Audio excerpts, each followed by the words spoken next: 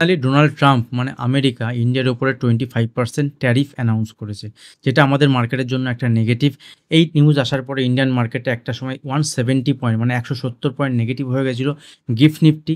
এখন সেটা 135, 140 point নেগেটিভে trade করছে। তো যেহেতু আগামীকাল এক্সপায়ারি ডে আমাদের মার্কেটে একটা গ্যাপ ডাউন ওপেনিং হতে পারে এই নিউজের বেসিসে। এতদিন পর্যন্ত আমরা এক্সপেক্ট করছিলাম যে আমাদের মার্কেটে যে ট্যারিফ আসবে ইউএসের থেকে সেটা কম আসতে পারে। কারণ ইউএসের সঙ্গে আমাদের সম্পর্ক ভালো। এবং যেসব কান্ট্রির সঙ্গে ইউএসের সম্পর্ক ভালো এবং একটা বন্ধুত্বপূর্ণ সম্পর্ক তাদের উপরে কিন্তু 10% 15% করে ট্যারিফ এসছে। তো আমাদের মার্কেটেও সেরকমই একটা আসবে এরকম আমি এক্সপেক্ট করছিলাম বা আমরা এক্সপেক্ট করছিলাম। যার ফলে বিভিন্ন সেক্টরের বিভিন্ন স্টক কিন্তু একটা ভালো পারফরম্যান্স দেখাচ্ছিল। বাট আমরা কি দেখলাম আজকে যে ইউএসের থেকে 25% ট্যারিফ ঘোষণা করা হয়েছে এবং এখানে পেনাল্টিও লাগানো হতে পারে। কারণ হিসেবে দেখানো হচ্ছে যে আমাদের যে ট্যারিফ আছে আমরা যে অন্য দেশের উপরে যে ট্যারিফ লাগাই বা আমাদের যে ট্যাক্সেশন সিস্টেম সেটা খারাপ।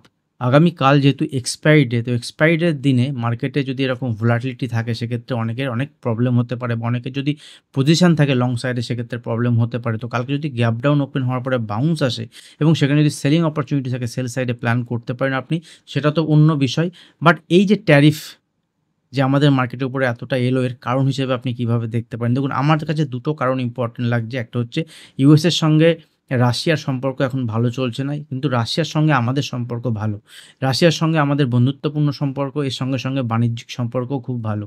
যেটা আমেরিকার ভালো লাগছে না। তো সেই হিসেবে কিন্তু আমেরিকা আমাদের উপরে একটা প্রেশার দেওয়ার জন্য এরকম ট্যারিফটি ঘোষণা করল। যেহেতু যেখানে চায়নার উপরে যে ট্যারিফ লাগাচ্ছিল, চায়নার সঙ্গে সেই ট্যারিফের যে দেওয়া সেই ট্যারিফটা কিন্তু আরও কয়েকদিনের জন্য ডিলে করা হয়েছে। কিন্তু আমাদের উপরে 25% মানে ইন্ডিয়ার উপরে 25% ট্যারিফ ঘোষণা করল। তো এক্ষেত্রে আপনি সেইসব স্টকের উপরে নজর রাখতে পারেন যে স্টকগুলো এখান থেকে বেড়েছিল, সেই স্টকগুলো কিন্তু একটা কারেকশন আসতে পারে। আর সেকেন্ড যে কারণ আমার মনে হচ্ছে সেটা হচ্ছে ইন্ডিয়া পাকিস্তান যখন যুদ্ধ হয়েছিল, ডোনাল্ড ট্রাম্প যখন যুদ্ধবিরতি ঘোষণা করেছিলেন যে আমি যুদ্ধবিরতি করলাম, সেটা আমরা যেমন মানিনি ইন্ডিয়ান গভর্নমেন্ট বা আমাদের প্রাইম মিনিস্টার কিন্তু তার বিরুদ্ধে আচরণ করেছিল এবং তার বিরুদ্ধে কিন্তু বলেছিল।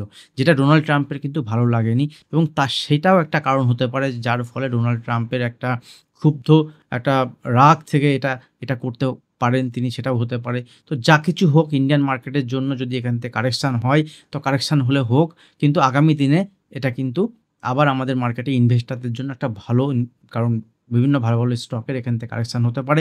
তো লেটস সি আগামীকাল কি হয় এবং এর ফলে কি হয়। আর এই ধরনের আপডেট যদি আপনারা তুরন্ত পেতে চান, খুব তাড়াতাড়ি পেতে চান, সেক্ষেত্রে আমাকে Instagram এবং Facebook এ ফলো করে রাখুন। ধন্যবাদ।